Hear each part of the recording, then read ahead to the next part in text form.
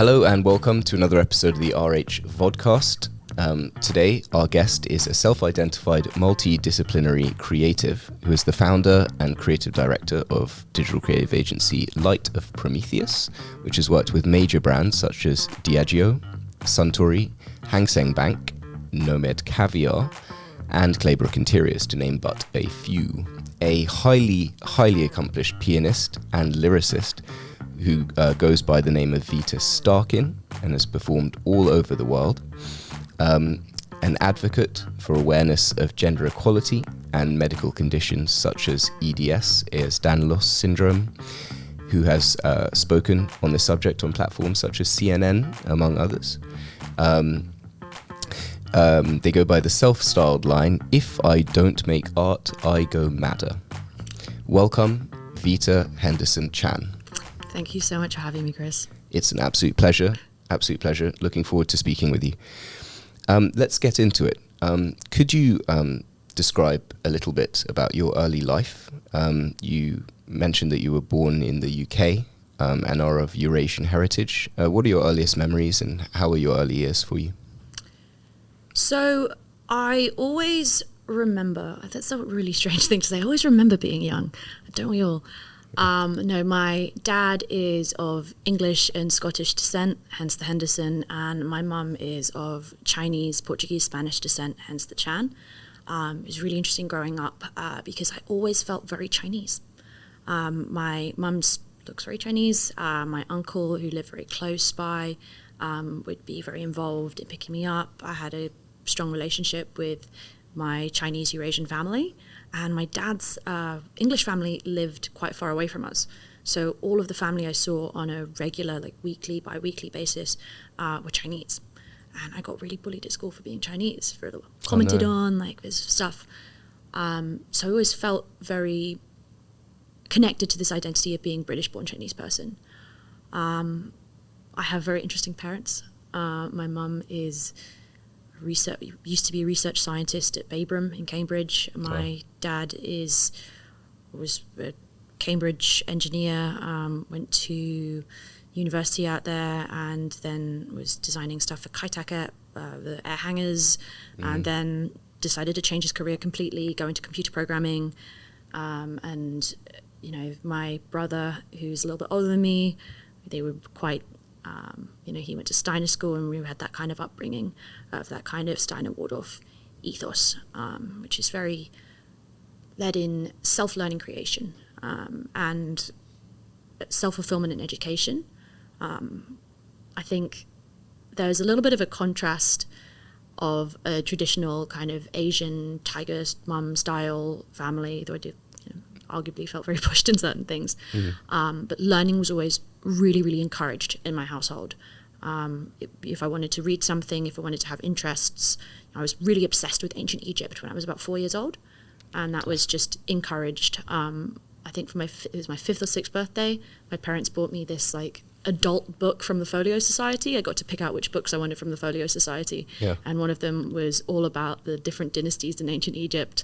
And I like took my book into show and tell, being like, this is my book on ancient Egypt. And everyone else is like, okay. Fantastic. You're a very strong pianist and organist from a very, very early age. You participated at the Guildhall School of Music and the Royal College of Organists. I wanted to ask you, in relation to your family background, how did you first get into music? Did it come naturally to you at that stage, or was it a family influence? So my mum and dad are not musical people. My brother, I'm going to embarrass him right now, is the lead singer of a punk band called Violent Delight that was big in the early 2000s. You may be familiar with them from their hit songs such as I Wish I Was a Girl. So they were kind of like very punk rock. So I was around, they were signed to Warner Music when my brother was a teenager. So we were always around recording studios. There was always a lot of love for like rock and roll music and punk. But I was a bit more of a sensitive soul. So I had...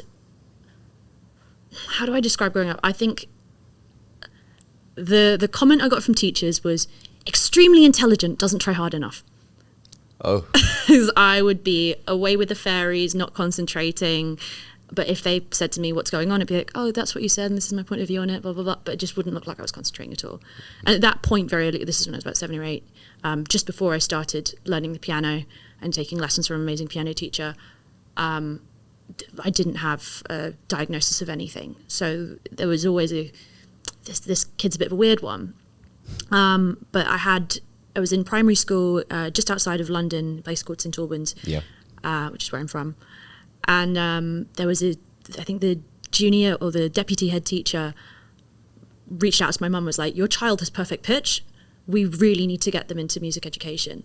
I also was that like kid when I was in kindergarten would be singing like the Titanic song, and people had said, That kid. Yeah. I was like, this child has perfect pitch, we need to do music, and there was no push. But then when I was kind of acting out at school, it was like, let's see is this child very naughty or is this child very bored? And it turned out this child is very bored. And I, at that point in time, my parents couldn't afford to send me to a very expensive music teacher. So we went to the local queer, who used to be a ballerina and musical theatre lover. And he was offering piano lessons for £5 for half an hour. Wow. So I would go there like once or twice a week and spend a lot of time singing musicals. And his name was Alan Pinnock. He's an amazingly talented composer. And just he was one, unfortunately he passed away quite a while ago. But just one of the biggest inspirations in my life, because he was a very talented composer and also an illustrator, and also designed sets, but also was a ballerina and obsessed with musical theatre. And just helped me sing, helped me learn how to listen to music and be able to play that and write music. And this was when I was about 7 or 8 when I started lessons with him, and he was just this magical figure in my life, and sorted out Fantastic. a lot of naughtiness and acting out went away when I hung out with Mr. Pinnock. Music has obviously taken you all around the world, but you also have mentioned that your Eurasian heritage was a reason for you wanting to move eastward, to, as I quote you, to perhaps do more to discover your Asian heritage. Could you speak to that a little? You've obviously spent a fair part of your life in Hong Kong. How has that journey been in terms of connecting with that part of your heritage? So it was a very accidental journey. I dropped out of university. I had a lot of problems with addiction and mental health when I was a teenager. And I was in Queen Mary University. I was in the business school there. I think I lasted about a month before making some bad decisions and ending up in an institution, and that's another story completely. But I was walking home, texting my cousin who was previously living in Wales. Him and his wife at that time girlfriend, had just moved to Hong Kong with their kids. And they said, oh, you must come and visit. And I was just like a bit drunk and was like, yeah, sure, I'll go and visit. And I remember I had the money in my bank account because my deposit had come back. And I was like, I could buy a custom-made Prince suit for my Drag King actions, or I could go to Hong Kong for like 2 weeks. And I decided at that point, I was like, I'm going to book a ticket to Hong Kong. So book a ticket for Hong Kong, and I think I'm coming for 2 weeks, but I think I accidentally booked it for 6 weeks. And then I just rocked up in Hong Kong. I was like, let's see what this is about. And, I'd spent some time in Hong Kong the year before in 2014. And that was like a family holiday, and I really just fell in love with the place. And then coming back, I originally was like, I'm going to make my modeling career work. And I had some success with that. And then I really, really, really wanted to do events. I was just like, well, why don't I stay here? There's so much more opportunity for me here than there is in London, where I was at, so. Absolutely. And then in terms of cultural acceptance or understanding, I thought I'd come to Hong Kong, be welcomed with open arms, and be like, I'm Chinese. And I got off the plane and I realized I am a lot more white than I think I am, which it's a very strange thing, I think, as a mixed person, especially coming from the UK, where you always feel like you're not English enough to be English. There's always, it's not everyone's like that, obviously.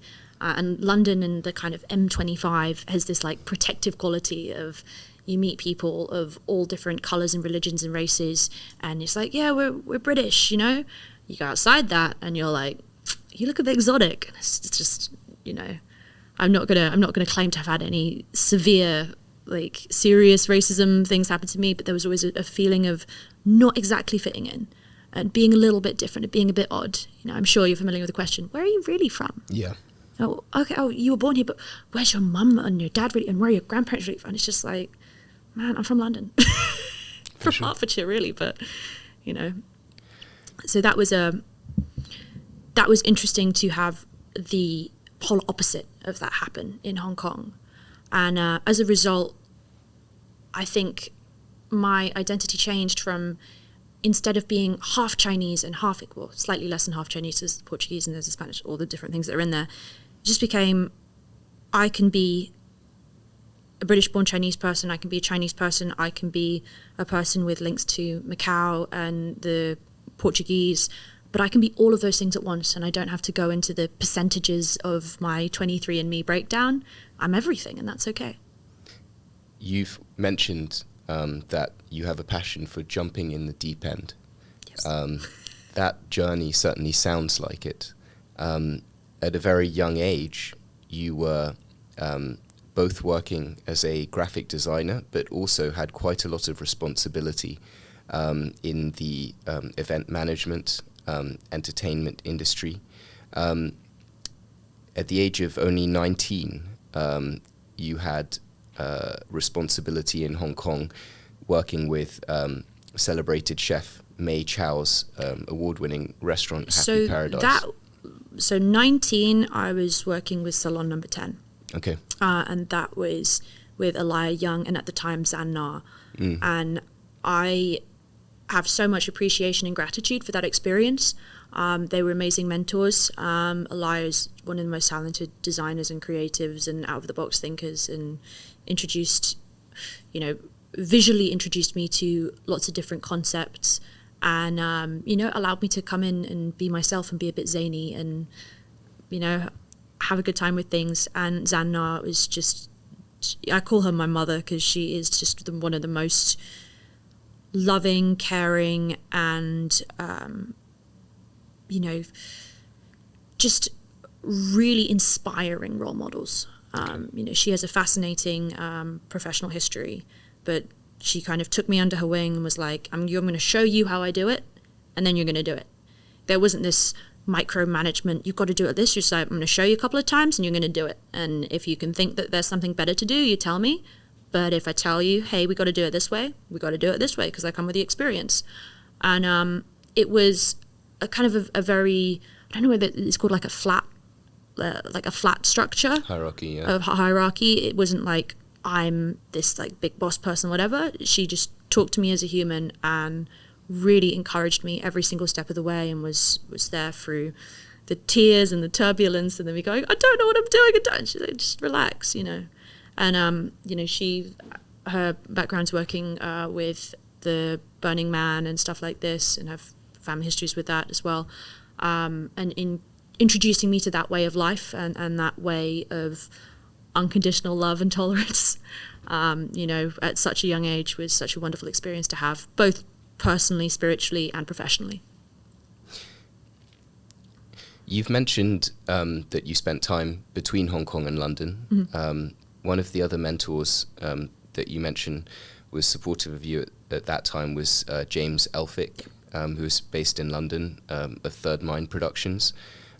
He's obviously very well known in the events scene. Yeah. Could you sort of speak to your experiences with him a little? James is one of my favorite people in the world. Similarly to Zan, just saw a lot of potential in me and invested a lot of time. And I think that's one of the most encouraging things I can say about my experience with, we just mentioned Mei Chow. She also invested a lot of time with me and trusted me with Happy Paradise, which was her baby, and I'm extremely grateful for that and have nothing but admiration and love for her. And also Samantha Wong from On Air Collective, who was also extremely involved in that side, and Chanel Adams, who was the bar manager at that time. Just being able to give time and to give experience and to have direct learning. Going back to James is a fascinating human. He has so many different things going on at once. And he was someone who really showed me that you can do a couple of things. Well, more than James does everything at once. You can do a lot at once and make it work out. You've got to manage your time. You've got to be committed. You've got to build a team of good people around you, and you've got to treat people with respect. Third Mind Productions was a really interesting point in my life. I was going through some things personally at that time, and James is always there professionally to support and give feedback and to really help encourage me with understanding what can be done in a corporate setting, what can be done in a cabaret setting, and what can be done in an artistic setting. I don't want to assume that people know what James does, but he had Gorilla Zoo, which was very much like parties and like social events. He had a cabaret that he did, was co-founder with Charlie Bucket, who's an amazing cabaret performer in London, called It's Your Funeral. He also had the Goblin Kings Masquerade Ball, which was based off David Bowie's Labyrinth. It was a giant party, immersive party in London. He was doing theatrical experience, curation and direction. He had the corporate side with the Third Mind Productions, which was a bit of corporate and parties. And then I think the thing that really was my favorite thing that he does is Modern Panic, which is a show that showcases controversial art of different forms.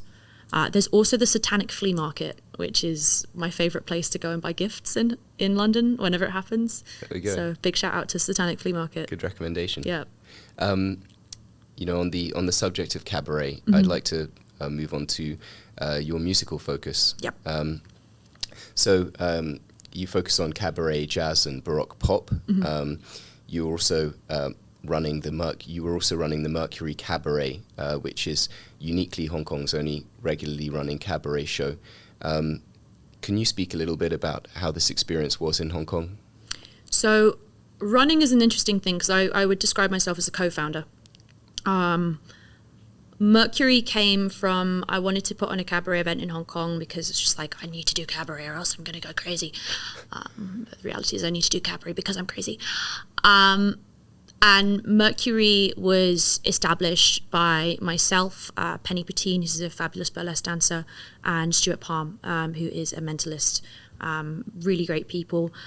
As time went on, more people were added to the team. Marlena Dietrich, professionally now known as Miss May, I Sit on Your Face, was a big asset to that. Also shout out to Rob Roches.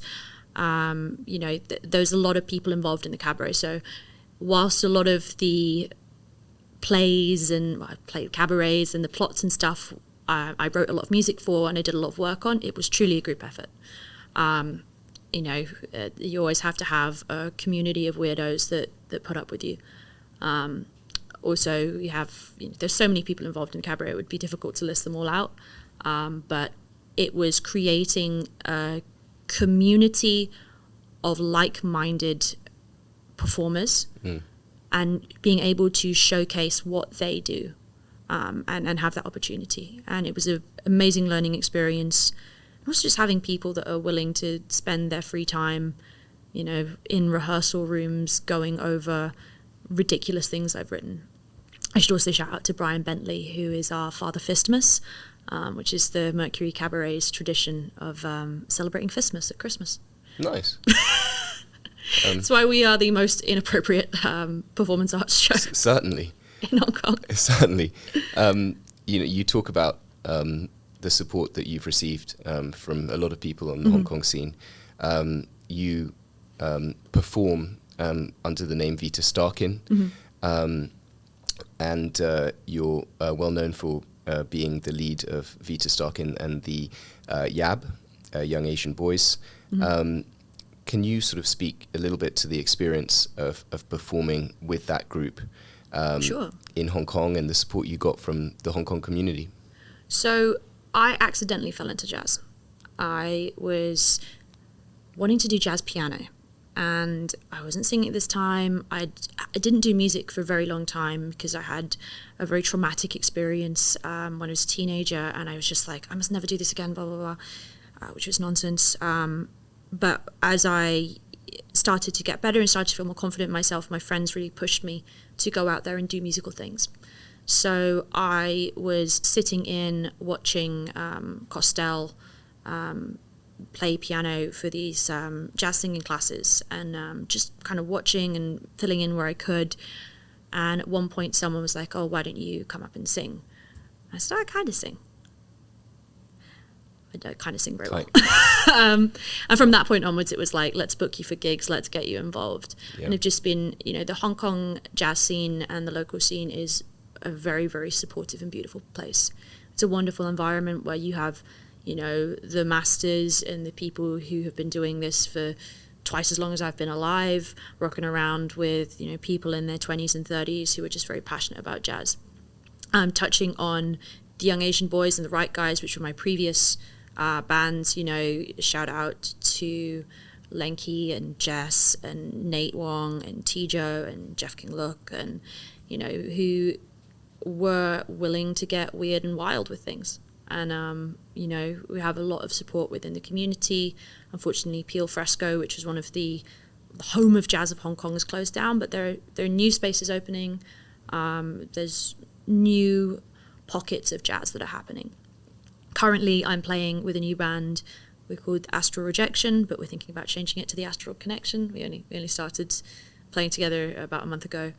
And that's with Rickson and Rusty. Rusty, amazing bass player, super talented person. And Rickson is within his own right an amazing jazz and R&B guitarist. So it's and we're being supported by Soul Passion Music and the team there, who've really helping us kind of pull everything together. You've obviously travelled to many a country performing. Could you compare perhaps the performing culture, the lifestyle that you experienced as a music artist here in Hong Kong compared to places like London or New York as you've travelled? So what I would say about Hong Kong is definitely home for me. I walk into like a jazz jam and I see a bunch of people I know and I get hugs and love and there's that. Going to New York was interesting. It was I went to a few jams, and whilst a lot of people were very nice, it was sometimes a bit of a elbowing in to get the space. But I did make some good friends in New York who, they were like, these guys, they're so horrible to like AFAB people, you got to like fight for your space up there. In London, I have an amazing cabaret and performance community. But the biggest difference that I would say as a professional musician is that, I think and this isn't just in my experience, the remuneration in terms of Hong Kong and the ability to get gigs and functions and how fast things can build up, it's a lot stronger in Hong Kong. I was out in New York on and off for the best part of 9 months, and the pay for the gigs, fighting to like get a place at a gig. Yeah.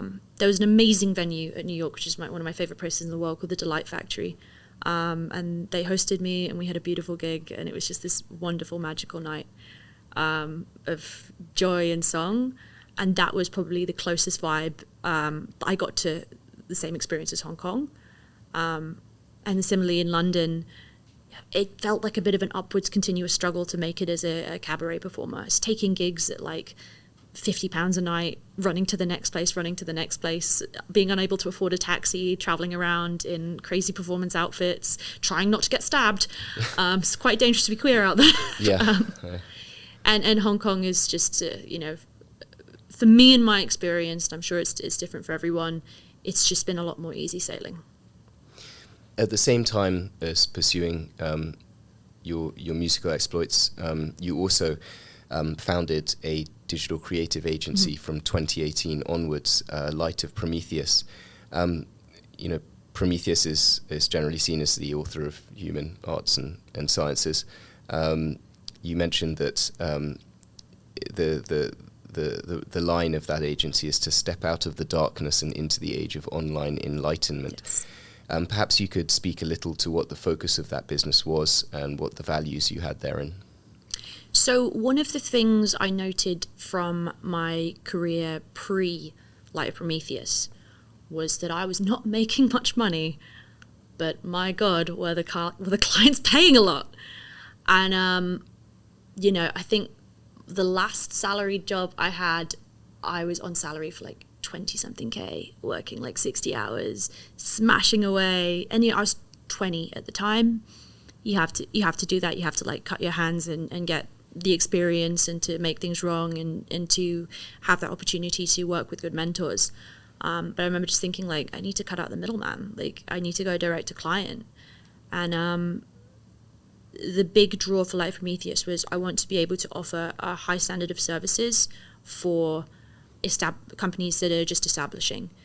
Just because you don't have the budget to go to a large agency doesn't mean you don't deserve high quality content. So, you know, I think we used to say high quality content without the hefty price tag. And that's not to say that we were cheap. We weren't you know, Fiverr levels. But, you know, if you wanted to get your brand and your website started for under 100K Hong Kong, we'd be able to sort you out, and we'd be able to manage everything from the video production to the online web store creation or website creation to ongoing social media support and costs, and keeping that as something that's affordable for growing businesses and to be able to grow with businesses. That was something that was really, really important for us. You know, my brother also works at Light of Prometheus and manages more of the social media marketing and the copywriting side. We, throughout the years, have had an amazing freelance team of people who are involved and also some in-house employees. But the business was absolutely rocked by what happened in 2022, like most creative industries in Hong Kong. So that's been an interesting progression of seeing how these different influences of what's going on with different policies in Hong Kong, and then also the emergence of AI and these different things that are kind of coming up and being combative as a digital agency. Sure. If I just backtrack a little bit, we'll go into an area which is obviously very, very close to your heart. You know, you were traveling, you were pursuing your musical career, and obviously the pandemic hit in 2020, which made things much tougher for the music industry.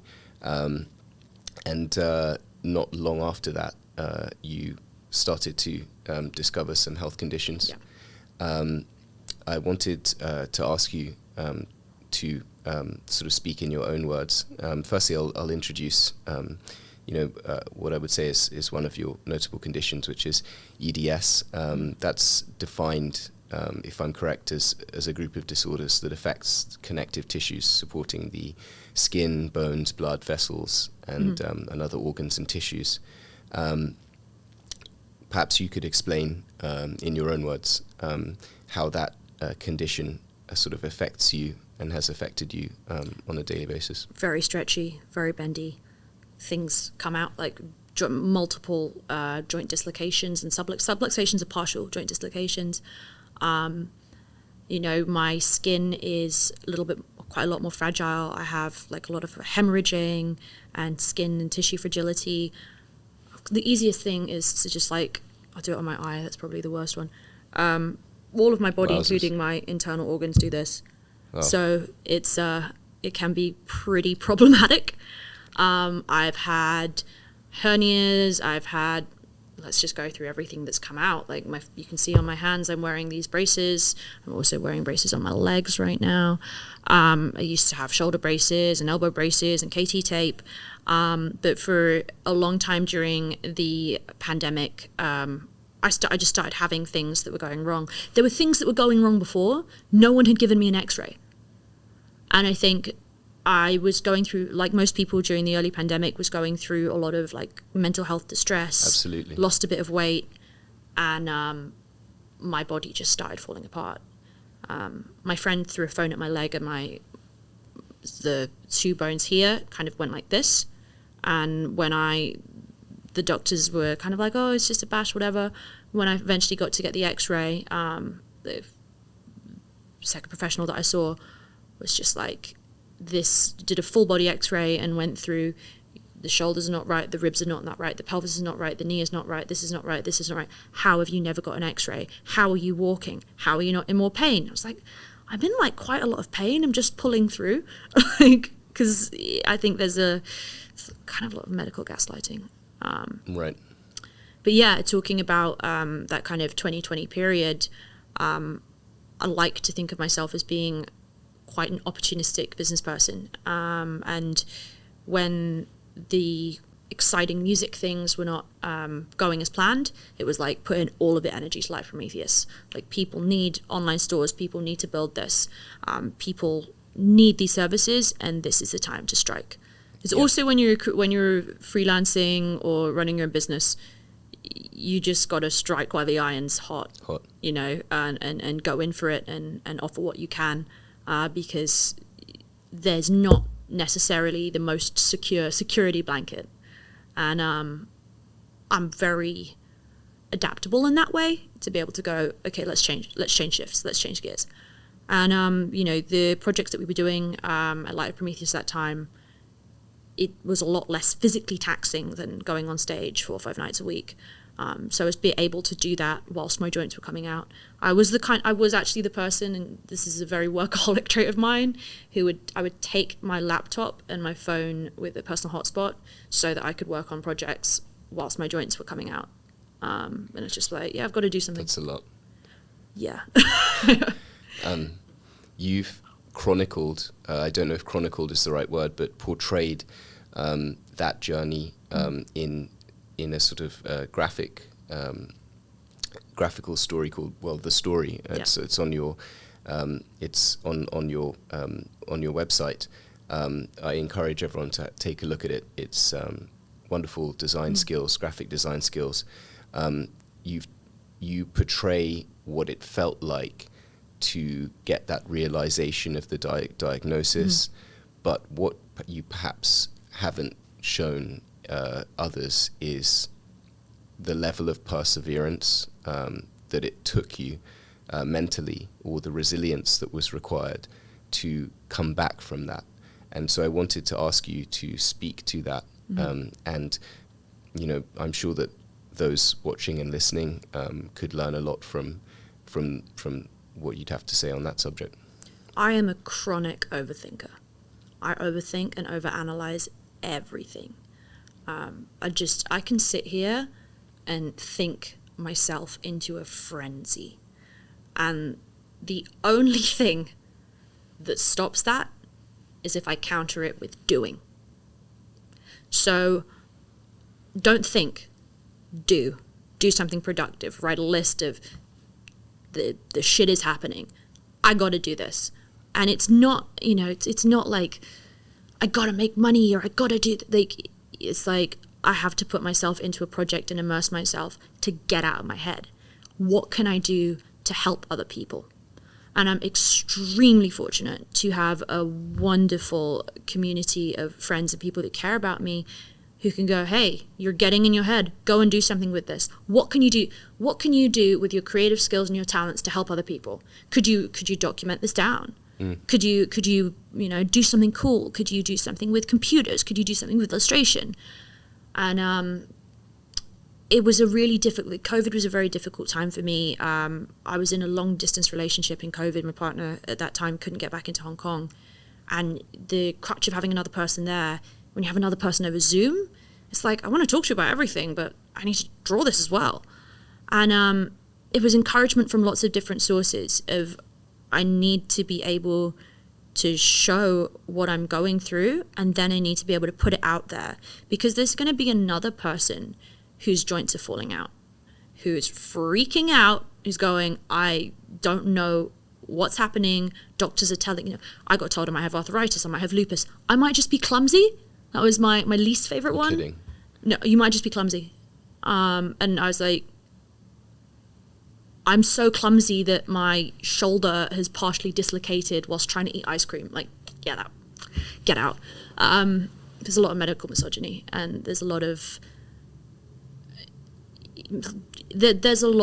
difficulties trying to seek a diagnosis for EDS. And I wanted to be able to show this in a way of being able, someone could read this on the other side of the world and calm down and be like, I'm not crazy, the system's crazy. And, you know, it's been, I think, 2 years since that's come out, and I have got those messages. And I have been involved in people reaching out saying, I think I have EDS, I don't know what to do. And because I'm an overanalyzer and overthinker, I'm also an over-documenter. I keep all of the different, you know, medical papers and research papers and cool factoids, and also engage with the EDS community and a community of people who are going through the same thing. And to be able to share that online, that was such a magical experience. And remembering that in these situations, even though you feel alone, you're not alone. The opposite of these really self-destructive patterns of behavior is to connect with other people. There are some total dickheads out there, but there are also some very lovely people. And that's the thing to remember. At the same time, from 2021 onwards,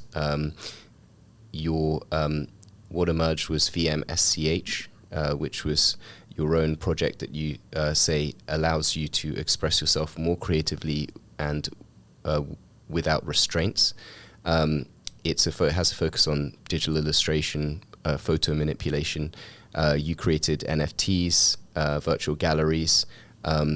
It sounds, you know, very, very interesting. The question I wanted to ask you about that was whether there was a connection between the type of art you were creating on the VMSCH platform and the experiences that you'd gone through. Yes, so the first show that was in 2021 was called Disjointed. And a lot of that work was based on personal experiences, and a lot of that was EDS. Just because a lot of, you know, from 2020 to 2021, I went through a very mixed mobility periods. You know, sometimes I had crutches. Sometimes I had this giant clunky leg brace that had like, it had like metal in it, and it would squeak every time I walked. And I lived on a 4th floor walk up. So a lot of time was spent lying on my sofa with the TV, my arm strapped up, just being like, I just need to draw, I can't do anything. Right. Having friends walk up 4 flights of stairs, bringing things up. And it's just, I need to get out of my head. My head is not a good place to be. Sometimes it needs to come out. And that's why on VMSCH, one of the first things you see is if I don't do art, I go madder. Because it's true. It really is true. Yeah. And I think art, creativity, any form of positive self-expression that isn't tearing somebody else down is such a strong coping mechanism. Regardless of if you're good at it or not, you need to do it. You know, I don't like sports or physical exercise or moving, but I need to do it. You know, I won't be the best at it. I'm never gonna be a champion swimmer, but I have to do it. It's one of these things. And that disjointed show and that ability to be able to put those pieces together and to work on that collection, you know, because physically, yes, I was disjointed. My joints were coming out of place. But mentally, there was a lot of reflection on mental health, on my various neurodivergent experiences. I've got an autism diagnosis and an ADHD diagnosis, and also addiction.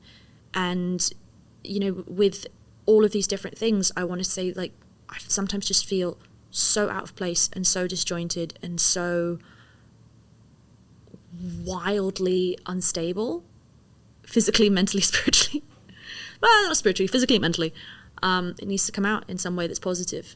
And the show was hosted at Chitront, the old Chitront, and, you know, the founder of that space, Joe, was extremely supportive, and we had, I think it was less than a month we had to turn around, and I was just scrambling, and it was just lovely to see the community come out and support, and it touched so many people.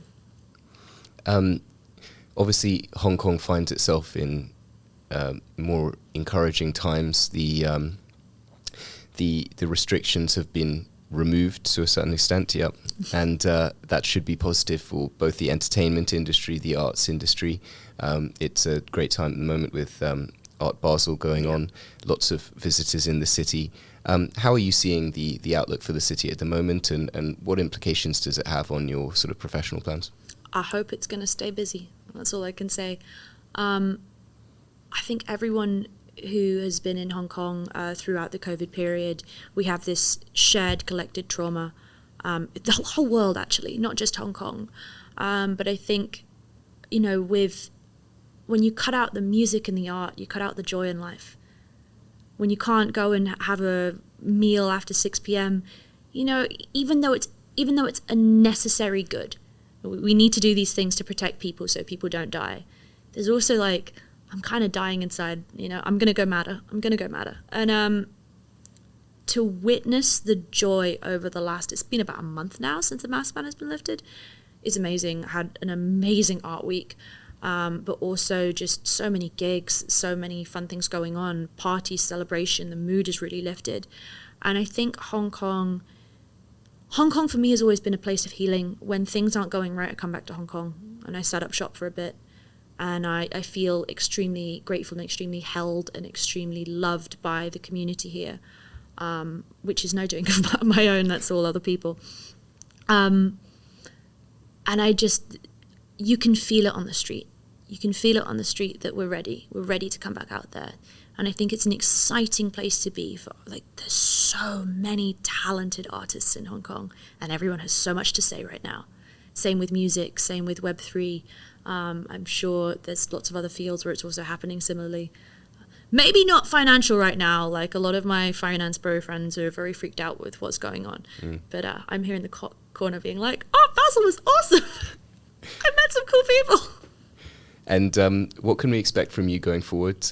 Any future plans that you can speak to? So the future is interesting. The future is interesting. The future is unknown. Indeed. You can never plan for the future, truly. But the focus is on the Vita Henderson project. And that is bringing together the art and if you have a look at my Instagram at the moment, Vita Henderson, almost everything's been deleted. I was I want to make something that's different than just being a musician who gigs. I don't want to do that. I've got this art background, I've got this film background, I've got this music background. I'm a bit nuts, it's okay. But I want to be able to put it all together and have a Web3 element in there, have a digital element, and have something that's truly immersive. Okay. And kind of bring the reason why it's separated from VMSCH is VMSCH is really focusing on the visuals are telling their own story. They're kind of standalone. They don't need anything else. If I was to try and add a performance feature to that, it would be overwhelming. The Vita Henderson project is all of these things will come together and be expressed in a way that allows everything to shine, where the visual side is not overwhelming, but the music can really flourish with the visuals and the film aspect. Yeah. The other thing that's coming up is I'm trying to do more things like this. I have a TED Talk next month or in a few weeks' time. Oh, wow. So it's been something that's really interesting to get involved in. For a long time I was always kind of hiding behind a moniker or a company or something that was maybe a little bit of a mask of who I actually am. But coming into that and really trying to be an advocate for EDS, for neurodiversity, for gender equality and all different gender identities. And speaking and getting quite personal with it.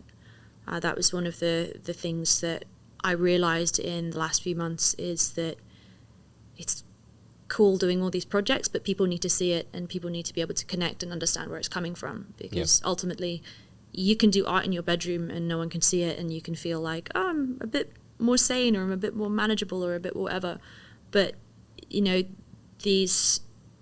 a very spiritually woo-woo person, and I think we're all reflections of the same light, and you need to share that with other people and create that community. And one day I really, really hope to be able to be a Zan to someone else, just be a role model and say, hey, what do you need? How can I help?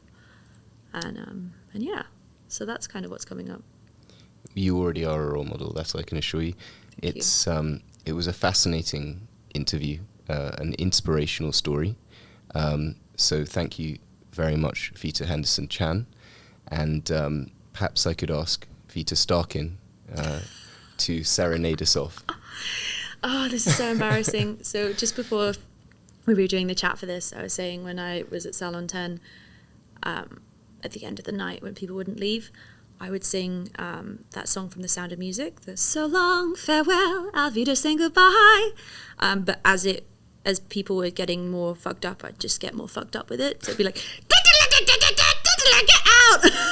So always have a sense of humor with these things. So long, farewell, auf Wiedersehen, adieu, adieu, adieu, to you and you and you. Don't take yourself too seriously. Thank you, Vita. Thank you so much, Chris.